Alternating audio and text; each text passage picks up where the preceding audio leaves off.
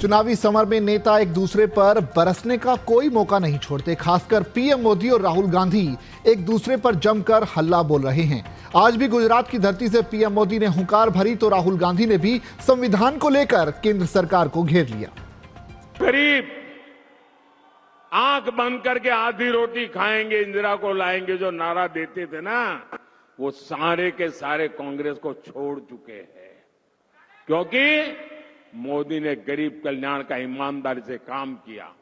25 करोड़ गरीबों को गरीबी से बाहर निकाला, गरीबों को घर दिया, गरीबों को बैंक का खाता दिया, गरीबों को रोजगार के अवसर दिए। आजादी के बाद कांग्रेस ने गरीबों को अपना चुनाव का एजेंडा बनाया। हर चुनाव में नेहरू के जमाने से मनमोहन सिंह की सरकार तक कांग्रेस की रिमोट सरकार चलती थी। इस परिवार ने हर चुनाव के पुराने रिकॉर्ड निकाल लीजिए, वो हर सभा में एक ही मंत्र बोलते थे, गरीब गरीब गरीब गरीब गरीब गरीब गरीब गरीब गरीब गरीब गरीब गरीब गरीब गरीब गरीब गरीब गरीब गरीब गरीब।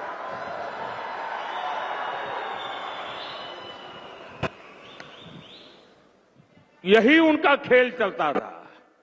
लेकिन जब से मोदी गरीबों को पूजने लगा, मोदी के गरीबों के पैर धो करके उस जल को अपनी आंखों पर चढ़ाने लगा, मोदी जब गरीबों के आंसू पोंछने लगा, मोदी जब गरीबों के सपनों को संकल्प में बदलने लगा, मोदी जब गरीबों के नौजवानों के लिए अवसर देने लगा, तो गरीबों ने कांग्रेस के चरित्र को जान लिया, कांग्रेस को छोड़ दिया।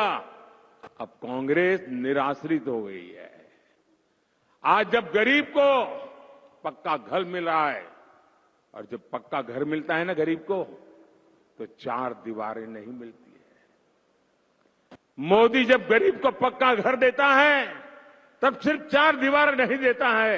मोदी जब गरीब को पक्का घर देता है, तब एक नया जीवन देता है। जब मोदी गरीब को घर देता है, तब नए सपने बुनता है। तो हिंदुस्तान के कॉन्स्टिट्यूशन को, संविधान को बदलना चाहते हैं, खत्म करना चाहते हैं।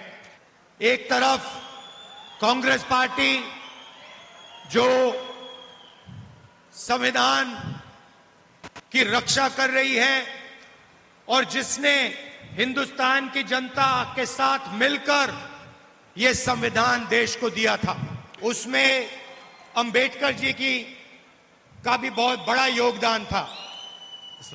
अंबेडकर जी का बड़ा योगदान था। संविधान में साफ लिखा है कि हिंदुस्तान में समानता होनी चाहिए, इक्वालिटी होनी चाहिए। और इस संविधान में साफ लिखा है कि रिजर्वेशन होना चाहिए।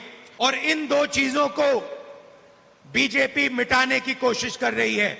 वो नहीं चाहते कि रिजर्वेशन हो, और वो संविधान को जड़ से उठाकर फेंकना चाहते हैं, खत्म करना चाहते हैं। कुछ दिन पहले उनके नेशनल प्रेसिडेंट ने इंटरव्यू में कहा, जो भी समानता चाहता है वो नक्सलवादी है।